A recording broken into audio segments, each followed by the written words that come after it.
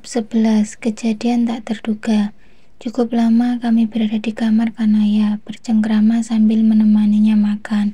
Senang rasanya hati saat melihat Kanaya makan nasi yang kubawa dengan lahap. Karena lupa membawakan minum untuk Kanaya, aku lalu beranjak ke dapur untuk mengambilkannya minum. Namun saat melewati ruang makan, aku tak sengaja melihat Cindy sedang memasukkan sesuatu ke dalam sebuah gelas. Tanpa dia sadari, aku melihat apa yang sedang dia lakukan. Dan ternyata gelas berisi minuman tersebut akan diberikan untuk Mas Doni. Bergegas aku mengikuti langkah Cindy yang ingin memberikan minuman itu kepada Mas Doni.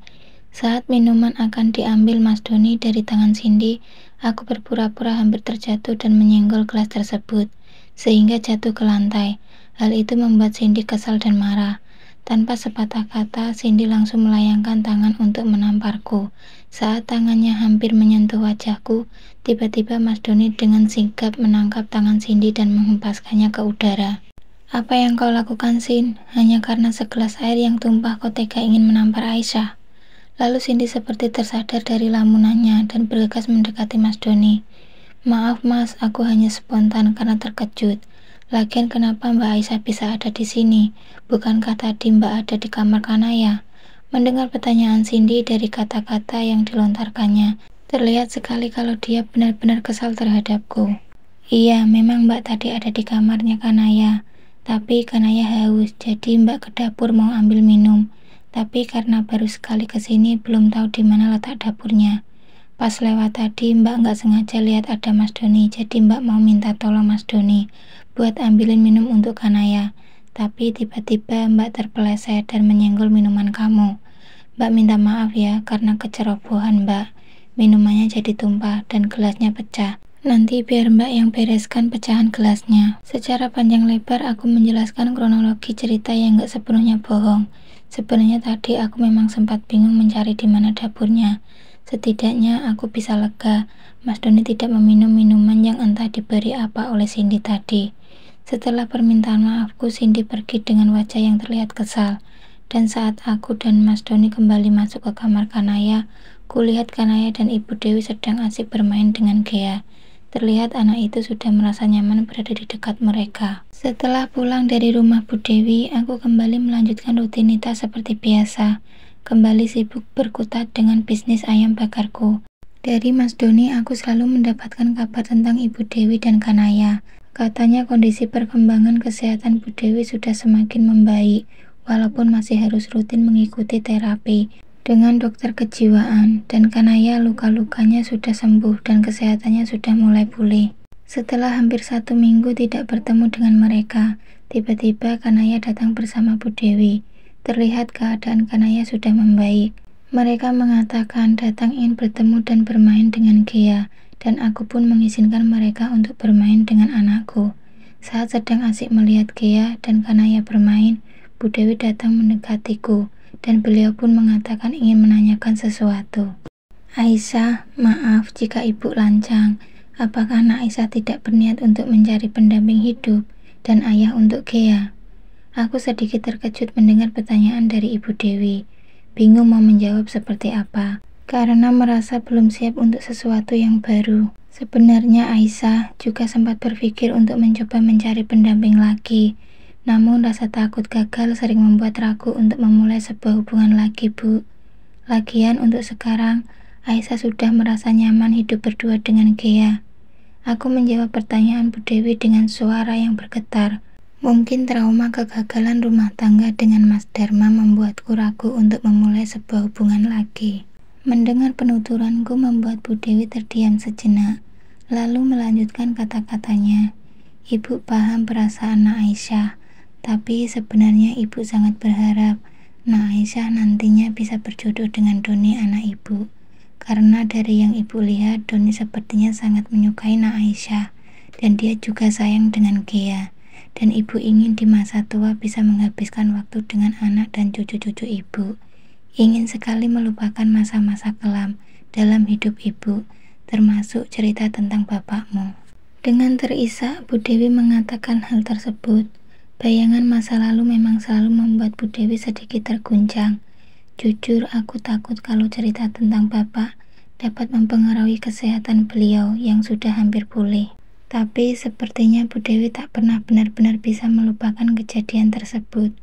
Cukup lama kami bertukar pikiran hingga tak lama setelah Kanaya dan Gia sudah bergabung di ruang makan bersama dengan kami. Kanaya terlihat sangat menyayangi Gia, dan anakku pun sudah merasa nyaman saat bersama mereka. Mbak, tadi Mas Doni titip salam loh untuk Mbak Aisyah. Katanya nanti kalau sudah pulang dari luar kota, Mas Doni akan datang menemui Mbak Aisyah. Kayaknya Mas Doni suka deh sama Mbak. Kira-kira Mbak Aisyah suka nggak sama masku itu? Kanaya berucap. Ahem, bukannya Mas Doni sudah punya pacar? Jawabku pada Kanaya. Belum lah Mbak, Mas Doni itu orangnya susah jatuh cinta. Lalu Cindy, bukannya dia pacar Mas Doni? Akhirnya kuungkapkan juga sebuah tanya yang sudah lama melekat di otakku. Oh Cindy, temanku itu memang sudah lama suka sama Mas Doni, tapi entah kenapa Mas Doni nggak pernah merespon Mbak. Sebenarnya aku sudah sering menjodohkan mereka, tapi Mas Doni beneran nggak mau dengan alasan kalau dari awal dia sudah menganggap Cindy itu seperti adik, jadi nggak mungkin buat mereka pacaran. Sambung Kanaya. Karena hari sudah sore, akhirnya kami menyudahi obrolan tersebut. Dan setelah Bu Dewi dan Kanaya pamit untuk pulang, setelah kepergian mereka, aku mulai memikirkan apakah aku harus mencoba membuka hati lagi, dan apakah rasa takut ini akan bisa hilang seiring berjalannya waktu. Setelah perceraian itu, hidupku hanya berfokus untuk membesarkan dan membahagiakan Gia, dan selamanya akan tetap seperti itu. Apapun yang membuat anakku bahagia itu sudah cukup untukku. Jika memang suatu saat nanti aku bisa membuka hati, akan kupastikan laki-laki tersebut suka dan disukai oleh anak semata wayangku, karena hanya Gia hartaku satu-satunya yang bisa membuatku bangkit dari keterpurukan, yang bisa membuatku memiliki semangat untuk melanjutkan hidup. Dan dialah satu-satunya orang yang menemaniku melewati masa-masa sulit dalam hidup kami. Jika saat ini kami sudah bahagia hidup berdua, maka untuk memulai kehidupan yang baru, apakah akan lebih baik dari ini? Bab 12. Pendekatan. Hampir seminggu setelah kedatangan Bu Dewi dan Kanaya, kami belum saling berkirim pesan, dikarenakan kesibukan masing-masing. Kanaya yang sibuk dengan kuliahnya, Bu Dewi yang sedang menjalani terapi kejiwaan, dan aku sendiri yang sedang sibuk mengurus bisnis ayam bakar. Setelah memikirkan dengan matang, akhirnya aku setuju untuk melakukan kerjasama dengan sahabat semasa SMA. Beberapa hari yang lalu tak sengaja kami bertemu di sebuah mall dan berbincang-bincang tentang kehidupan kami setelah tamat sekolah. Entah mengapa dia tertarik untuk membuka bisnis ayam bakar di kotanya dan mengajakku untuk bekerja sama dengan cara modal dan keuntungan dari penjualan ayam bakar akan dibagi dua. Awalnya aku sempat ragu, karena selama ini aku terbiasa mengelola usahaku sendiri. Tapi setelah dipikir-pikir, tak ada salahnya kalau aku membuka cabang di kota lain. Anggap saja sebagai salah satu cara melebarkan usaha ayam bakarku. Ketika aku sedang sibuk melayani pesanan, terdengar suara handphoneku berdering, dan terlihat nama Mas Doni tampil di layar handphoneku. Assalamualaikum Mas, apa kabar? Aku membuka percakapan di telepon. Waalaikumsalam, kabar Mas baik. Kamu sendiri apa kabarnya? Dan Gia sedang apa dia sekarang? Alhamdulillah kabarku baik Mas. Gia masih di sekolah Mas. Baru 2 minggu yang lalu aku masukkan dia ke taman kanak-kanak. Katanya mau punya banyak teman. Iya bagus tuh dimasukkan ke TK, biar dia bisa bersosialisasi dengan anak-anak sebayanya. Aisyah, sebenarnya Mas telepon kamu mau ngajak kamu makan malam berdua. Kamu mau kan dinner sama Mas malam ini? Sekalian ada yang mau Mas ceritakan. Cukup lama aku terdiam, agak kaget dan bingung. Kenapa tiba-tiba Mas Doni ngajak makan malam berdua? Apakah ada hal penting yang ingin dibicarakan? Oh iya Mas, malam ini jam 7 aku tunggu di rumah ya. Oke, jam 7 Mas jemput kamu. Setelah percakapan di telepon, aku segera menyelesaikan pekerjaanku, karena jam sudah menunjukkan pukul 10. Sudah waktunya aku menjemput Gia di sekolah, dan setelah itu aku harus segera menyiapkan semua kebutuhan Gia selama aku tinggalkan nanti. Tak terasa jam sudah menunjukkan pukul 7 malam. Saat ku dengar suara klakson mobil, bergegas aku turun untuk menemui Mas Doni. Lelaki itu terlihat tampan mengenakan kemeja berwarna marun.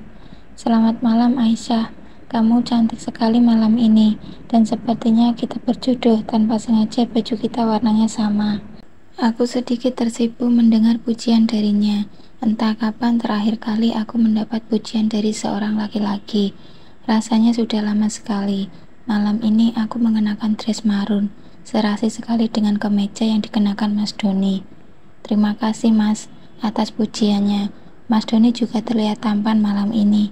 Ayo kita pergi, aku sudah pesan tempat yang pasti kamu suka.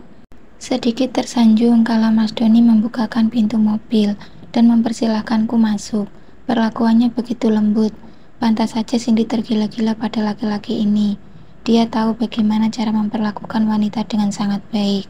Selama hampir 25 menit di perjalanan, kami seperti dua orang yang baru saling kenal. Entah mengapa suasana menjadi kaku. Padahal sebelum malam ini kami biasa saling bercerita. Sesampainya di tempat yang dituju, aku sungguh dikejutkan dengan pesona tempat makan ini. Dengan suguhan pemandangan kota pada malam hari, terlihat sangat cantik dari sini. Mungkin bagi orang lain ini akan terlihat biasa saja, tapi untuk wanita yang sangat jarang keluar untuk sekedar menikmati keindahan kota pada malam hari, suasana seperti ini sangat menyentuh hati dan membuat mata seolah takjub melihatnya. Mas harap kamu menyukai tempat ini. Memang bukan tempat yang mewah, tapi ini merupakan tempat yang sangat spesial untuk Mas. Ayo kita duduk di sana. Mas sudah pesan tempat duduk di sana, agar kita bisa melihat langsung pemandangan kota Jakarta di malam hari. Tempat ini sungguh indah Mas. Jujur, aku belum pernah datang ke tempat seperti ini. Tak lama setelah kami duduk, pelayan datang untuk menanyakan pesanan. Dan sambil menunggu pesanan datang, kami bercerita sambil menikmati pemandangan kota. Aisyah, tadi di telepon Mas bilang ada yang ingin Mas ceritakan. Sebenarnya 3 tahun yang lalu Mas hampir menikah dengan seorang perempuan yang sangat Mas cintai, namanya Anita. Dia seorang dokter. Pada saat itu kami sudah merencanakan untuk segera menikah. Orang tuanya sudah setuju dan semua persiapan pernikahan sudah kami persiapkan. Tetapi pada saat pertemuan antara orang tua Anita dan ibu, mereka baru mengetahui kondisi kesehatan ibu yang pada waktu itu belum stabil seperti sekarang ini. Ternyata Anita tak pernah memberitahukan keadaan ibu yang sebenarnya kepada kedua orang tuanya. Dan setelah mereka mengetahui yang sebenarnya, kedua orang tua Anita membatalkan rencana pernikahan tersebut. Hingga saat ini Mas tak tahu di mana Anita berada. Dia seperti hilang di telan bumi. Kabar terakhir yang Mas dengar, dia telah dinikahkan dengan anak sahabat ayahnya dan sekarang tinggal di luar negeri. Tempat ini merupakan tempat favorit Anita. Kami selalu merayakan setiap momen spesial di sini. Ternyata di balik sikap cerita Mas Doni menyimpan kisah cinta yang memilukan. Mungkin karena itu sampai saat ini Mas Doni belum bisa membuka hati lagi. Apakah Mas trauma dengan kejadian tersebut, sehingga takut untuk memulai sebuah hubungan lagi? Tanpa sadar aku menanyakan hal yang tak seharusnya kepada Mas Doni. Karena terbawa suasana yang sendu, aku sampai meneteskan air mata. Mengingat kisah cintaku pun tak berjalan mulus. Bagaimana jika pertanyaan tersebut kuberikan padaku? Apakah kau merasakan trauma dan takut untuk membina sebuah hubungan lagi, Aisyah? Inilah yang dinamakan senjata makan tuan. Pertanyaan yang aku pun belum tahu jawabannya. Akhirnya pertanyaan itu kembali kepadaku. Aku pun bingung untuk menjawabnya, Mas. Untung saja pesanan makanan kami datang, sehingga topik pembicaraan bisa berhenti, dan aku tak perlu bingung untuk menjawab pertanyaan Mas Doni. Setelah selesai makan, Mas Doni mengantarku pulang, dan karena sudah malam dia tak sempat berpamitan pada Gea. Tapi dia berjanji weekend nanti akan mengajak Gea jalan-jalan.